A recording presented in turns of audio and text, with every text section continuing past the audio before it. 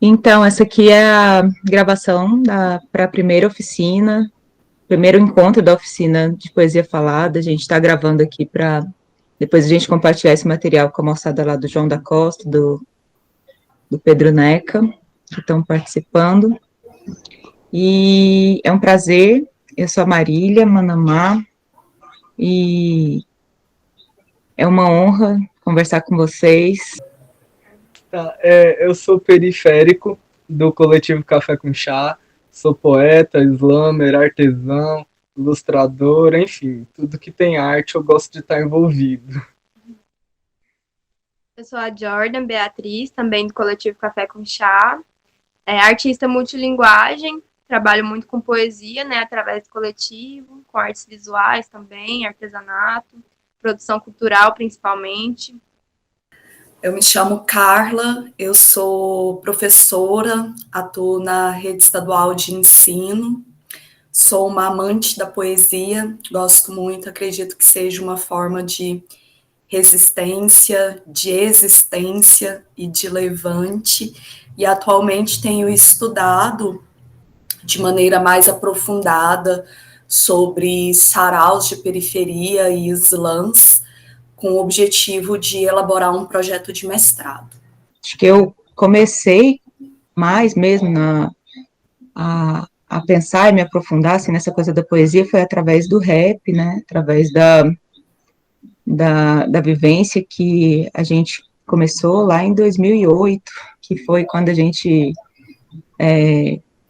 quando eu comecei a participar da Banca Autoras do Fato, que é um coletivo, né, uma CRIO de rap, junto com alguns manos e manas, e a gente foi se desenvolvendo nisso aí. Foi um momento que a gente começou a ter muito contato com livros, né, com literatura marginal, com literatura negra, e uma instiga muito grande de compartilhar isso, né, e a gente ia para tudo quanto é evento, com banquinha de xerox de livro, era muito difícil na época ter acesso aos livros, não tinha tanta coisa para vender, não tinha as publicações eram tudo esgotadas, quem achava um livro tinha que xerocar para poder passar para os outros, era uma correria, assim, bem desse compartilhamento físico mesmo das coisas, né, não tinha também já uns PDF rolando, eu imprimi umas coisas, mas esse rolê da Xerox foi muito marcante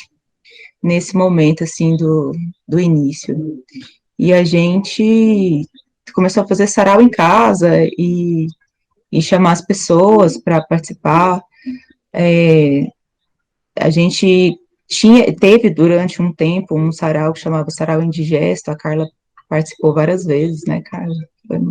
Foi uma época, assim, bem massa, mas a gente vivia em casa coletiva, éramos estudantes, e era uma cena, vamos dizer, uma cena alternativa, né, dentro de Goiânia, e a gente começando a viajar, ir para outros cantos, numa busca, né, de conhecer, a gente circulou um pouco em outros espaços, né, em São Paulo, em Salvador, conhecemos alguns eventos, né, o Sarau do Binho, o Sarau Bem Black, teve algumas pessoas do coletivo que chegaram aí na Cooperifa, e todo mundo que saía voltava, assim, numa instiga muito grande, numa vontade muito grande, né, e aos poucos, dentro de uma busca, assim, né, de mais autonomia, e na nossa correria de conseguir se firmar, né, deixar de estar também no aluguel, deixar de estar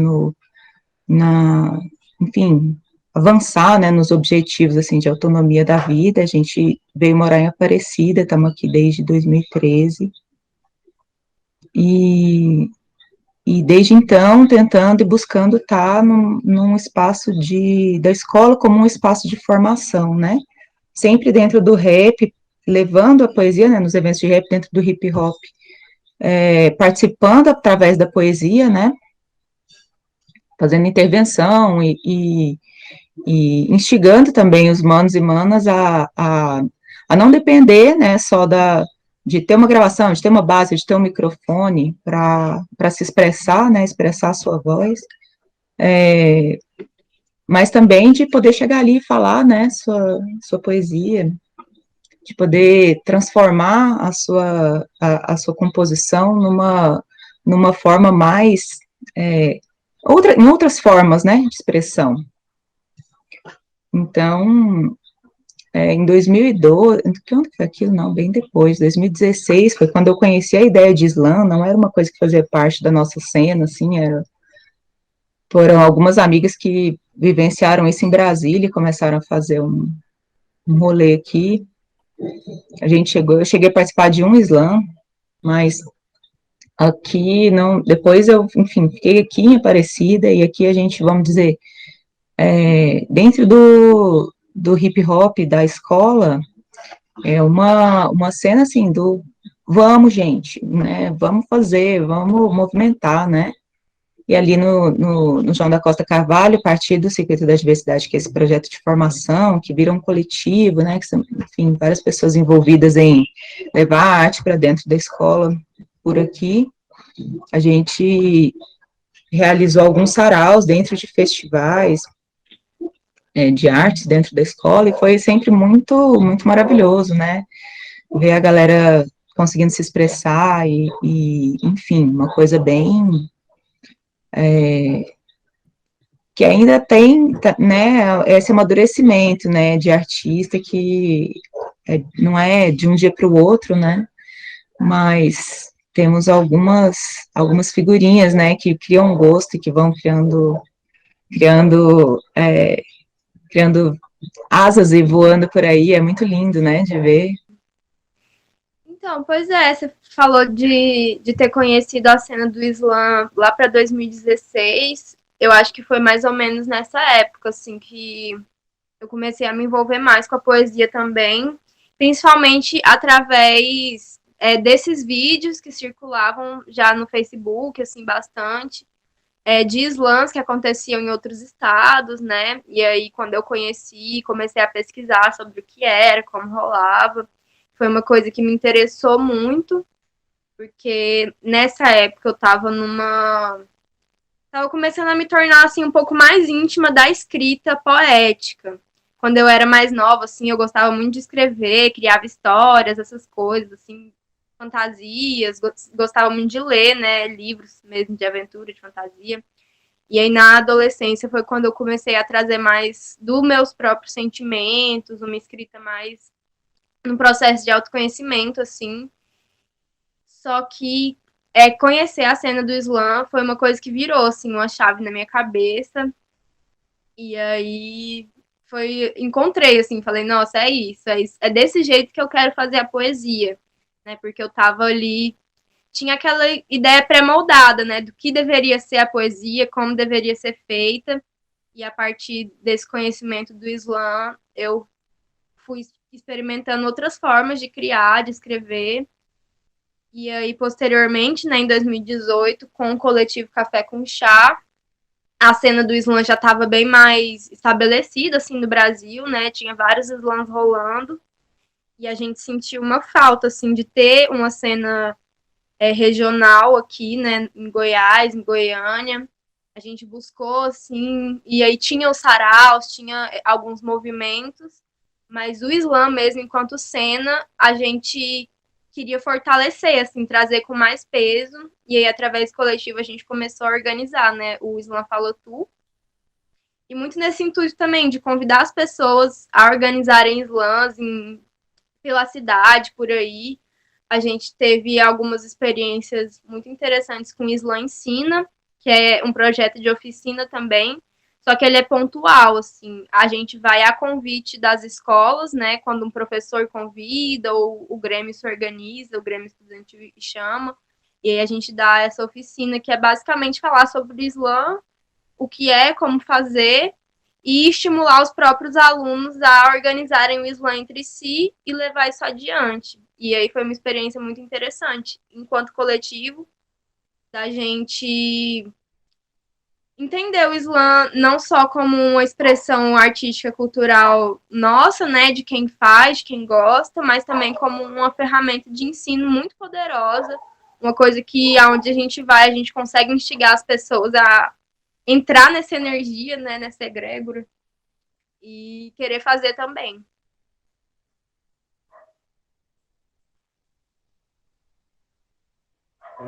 Fala aí.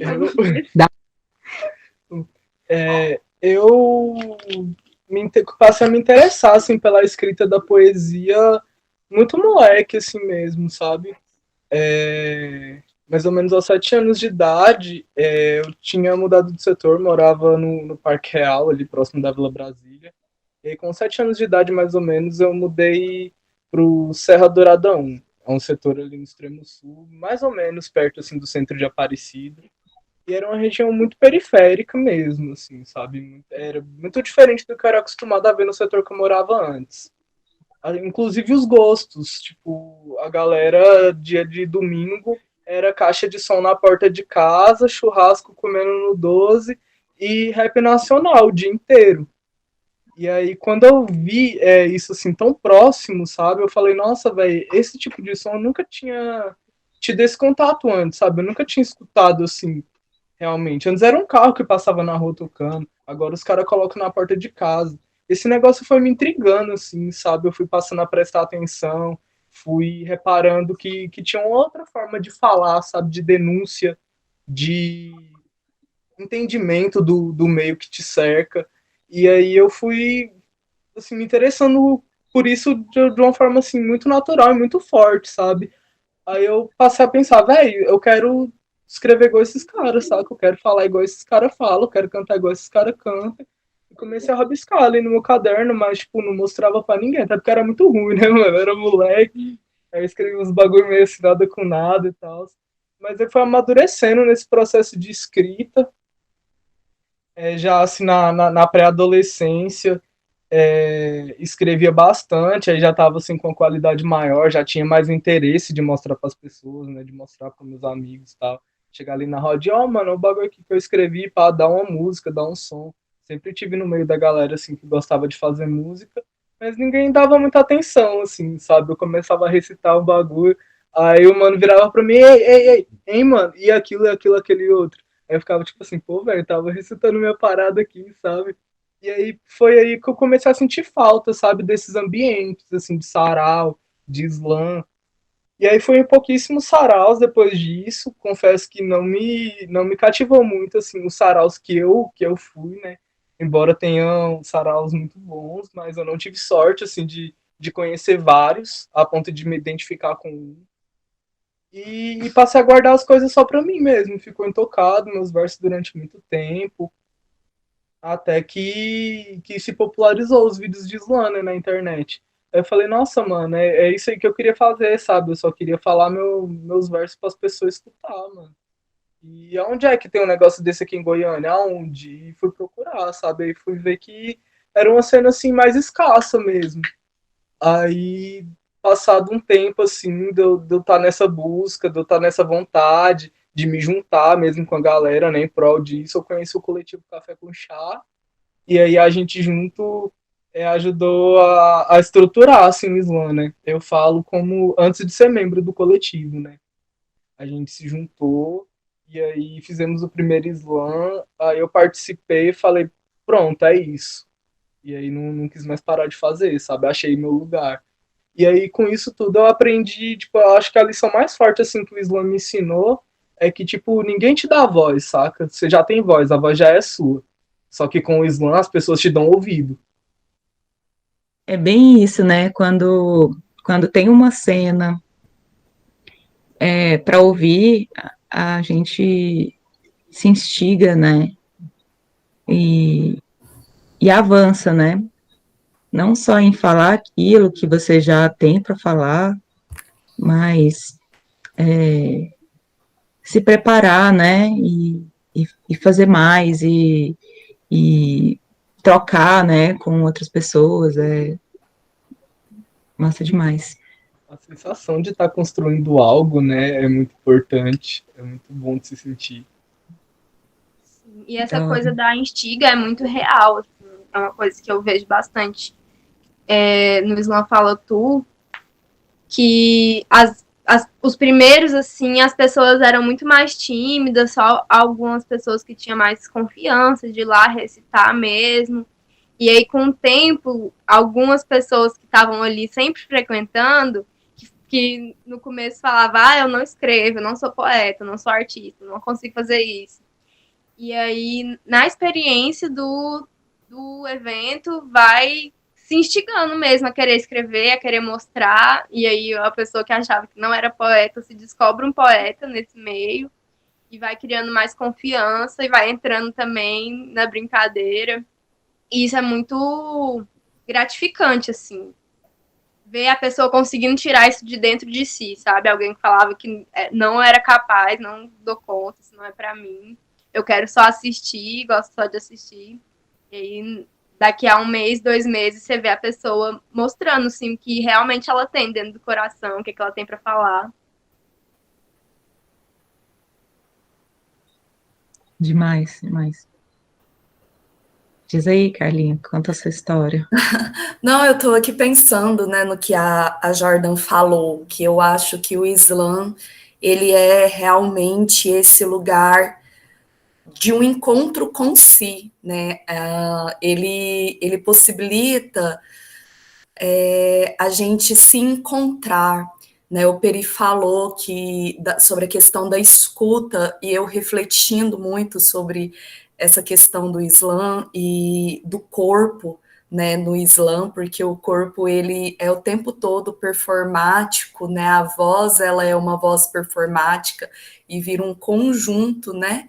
E aí pensando outro dia, refletindo sobre isso, a sensação que eu tenho é de que essa escrita de si, que é vocalizada, né, que é externada, antes de tocar o outro, ela toca a própria pessoa, ela faz um movimento, a pessoa que fala, ela se escuta, para depois essa fala ir até o outro e tocar o coração da outra pessoa, né? Então eu acho que o Islã, ele é esse movimento de encontro muito potente entre vozes, né? E é nesse sentido que eu penso que existe nesses espaços, nesses lugares, uma possibilidade mesmo de tecnologia de sobrevivência. As pessoas elas começam a desenvolver formas de encarar a sociedade, de fazer a leitura de mundo, que é completamente, de certa forma, diferenciada do que foi trazido para nós, né? Meio que a gente começa a desconstruir algumas ideias, alguns conceitos e alguns valores que a gente tem e começa a ressignificar tudo isso dentro de uma outra abordagem, né? Dentro de um pensamento mais coletivo, mais comunitário, né? De estar em contato e trocando com o outro. A minha relação com a poesia, com a escrita, ela começa ainda na minha infância. Eu comecei a escrever desde muito nova, só que eu sempre gostava de falar sobre o que eu sentia. E eu me recordo que uma vez, eu acho que eu estava ali no meu primeiro ano, segundo ano do ensino médio, eu escrevi um texto e pedi à professora para corrigir, e assim, quando ela me devolveu o texto, várias canetadas vermelhas, assim, e eu pensei, putz, eu não sei escrever. E ela foi bem audaciosa, se você quer escrever, você precisa melhorar. Não existe nós e eu numa mesma frase. Enfim, ela me desmontou totalmente.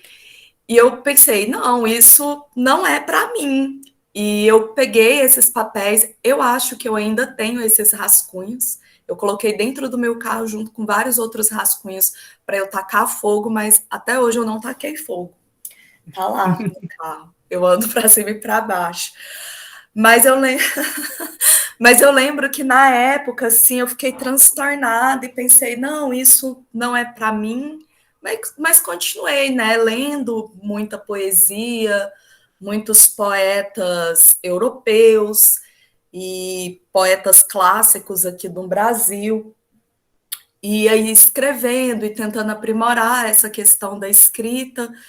E na faculdade, quando eu entrei na faculdade de História, eu vivi o meu momento de reencontro, né, com a escrita poética, quando um amigo meu, ele criou Letra Livre, que acontecia lá no Goiânia Ouro. Assim, as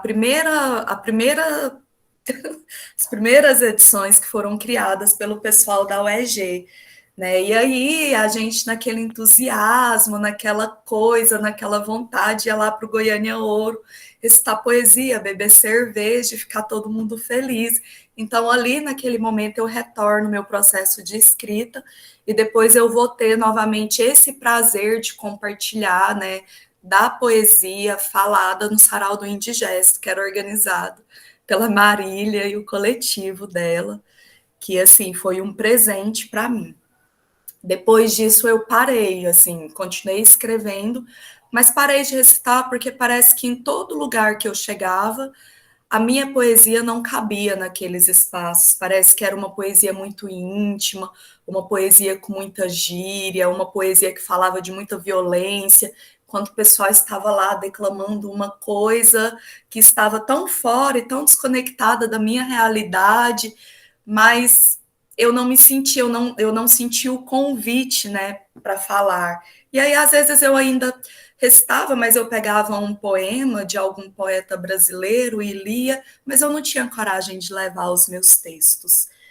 E vim seguindo, né, esse movimento, e quando eu tive a oportunidade de participar das oficinas ministradas pela Marília, na escola em que eu trabalhava, sobre poesia marginal, saraus, quando eu escutei aquilo, que ela levou um documentário que falava sobre o sarau do Bio, eu pensei assim, opa, peraí, parece que eu estou vendo alguma coisa aqui que eu me identifico, meu coração está batendo forte. E a partir daquele momento a minha chave virou, né? E aí eu começo a repensar a minha escrita, a repensar esse conceito do que é poesia, o que é poeta, e começo também um estudo, né, sobre poetas marginais, poesia marginal, literatura marginal, porque além de sentir o meu coração batendo, as poesias que foram apresentadas durante as oficinas ministradas pela Marília, eu vi muito conteúdo de história dentro dos poemas desses poetas, e o mais maluco que eu achava era muitos poetas nunca tinham passado na porta de uma universidade, mas as poesias deles falavam sobre quilombos, falavam sobre escravidão, falavam sobre vários processos, né, relacionados à história do Brasil. Então, o que eu fiz? Eu comecei a pegar esses poemas para trabalhar na minha disciplina, para a gente fugir dos livros didáticos. Então, quando eu pegava o livro didático, era para fazer uma atividade ou uma leitura mais pontual, mas geralmente eu partia dos poetas, né? E fui identificando que várias pessoas que eu escutava música estava ligada a esse movimento da literatura marginal, e aí eu fui cada vez mais me aprofundando, né, no movimento do hip hop, do rap, escutando mais, né, me alimentando melhor e mais desse universo, e nesse contexto de pandemia, né, foi onde eu tive a oportunidade de fazer as vivências com algumas pessoas, e aí, quando eu cheguei nos slams, eu falei, não, aqui é minha casa, aqui é meu lugar. E uma coisa que eu estava viajando aqui, é que isso que você falou desse encontro de vozes, né? Pensando em o que é possível, o que faz possível essa cena, assim, ser uma coisa tão incrível, é a diversidade, né? Ao mesmo tempo que a gente está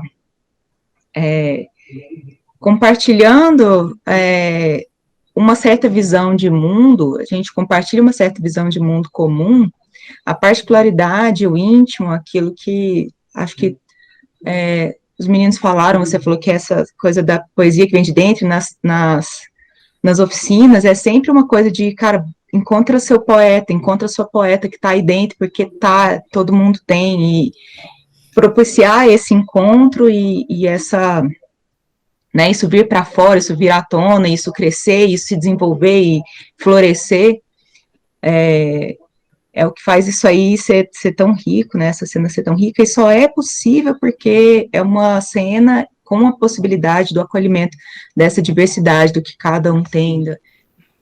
É um lugar de aprendizado muito puro, né, mano? Onde você chega ali, tipo, não tem ninguém pra te julgar, pra apontar o dedo na sua cara e falar que não. E se sim, essa pessoa vai ser vaiada pela plateia, com certeza, sabe?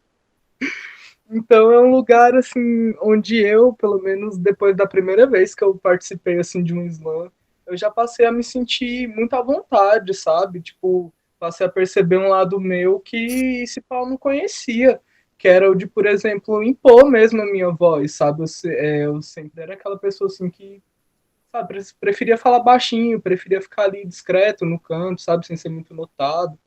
E aí, depois que eu falei, assim, os meus versos, que eu percebi a potência dos meus próprios versos, da minha própria voz, até a potência, assim, de romper com o meu estado de paralisia pela ansiedade, sabe? Que eu cheguei ali pela primeira vez, tremendo, igual uma vara verde, respirei fundo, pensei, ou vai ou racha. E fui, sabe? Tipo, aquilo destravou, assim, a minha mente de uma forma que eu pensei, nossa, mano, eu não sabia que eu tinha essa potência, sabe? E aí eu passei por conta disso, prestar mais atenção até nas pessoas, sabe? Olhar assim para a plateia antes de começar o slam, olhar para todas as pessoas que estão na plateia e falar assim: nossa, velho, quem será esse quietinho que vai me surpreender hoje, sabe? Quem vai ser esse que vai colocar a asinha de fora e vai dar um choque de realidade em todo mundo? Eu vejo muito dessa forma. E resgatando muito dessa questão mesmo, que nem você falou também, Carla, de como através dessa cena as pessoas trazem muito da história, e eu vejo que não só da história, mas é uma interdisciplinariedade, assim, da gente trazer muito da geopolítica, da sociologia, de muitas questões, assim, que permeiam, né, a vida das pessoas, e de entender justamente isso, assim, também muito do que o Peri trouxe sobre o indivíduo se empoderar dentro desse espaço, e de ser um espaço onde você está ali, todo mundo se propõe a ouvir, e quem tem coragem se propõe a falar, e de se entender como agente da história, né? Entender que toda essa história que a gente tira de um livro, que a gente tira de documentos, que é contada por alguém, você pode contar, porque você é um personagem dessa história, né? Você está vivendo isso. E, de novo, como uma ferramenta educativa, né? De tá todo mundo ali, cada pessoa tem a sua própria história para contar. Então, da mesma forma que eu vou compartilhar aquilo que eu tenho, eu vou e aprender com as pessoas que estão ali, que vão também me contar a história delas. E eu acho muito importante, assim, e é muito emocionante, na real, essa experiência da sensibilidade mesmo, de perceber o outro, muitas vezes da forma mais íntima, assim, que ele tem para apresentar diante de você, e fazer essa troca é muito importante, porque é um sentimento, assim, de entender que você não tá sozinho, de que por mais que todo mundo ali seja diferente de você, todo mundo consegue se identificar a partir dessa troca, dessa experiência, desse sentimento e dessa necessidade mesmo de compartilhar, de trocar.